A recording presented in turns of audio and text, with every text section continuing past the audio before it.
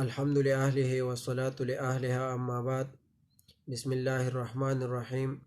یو ملګری تپوس کړی چې آیا په رمضان کې د ورځې د خپلې بیبي سره میلاویده او د هغې سره کوروالی کول آیا روژه سره ماتیږي او که نه، او کفاره پې لازمیږي او که نه.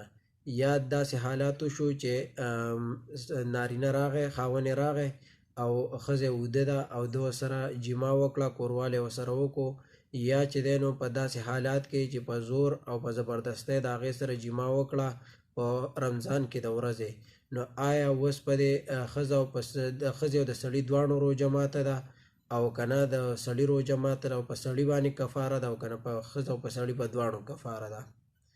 الجواب ملګری جواب داسې دی چې که چېرته سړي په رمضان کې د ورځې د خپلې ښځې سره کوروالی وکړو او ښځه یې اوده وه، نو په سړي باندې کفاره هم لازم ده او د دې روژې قضا به هم راوړي، دا روژه یې ماته ده.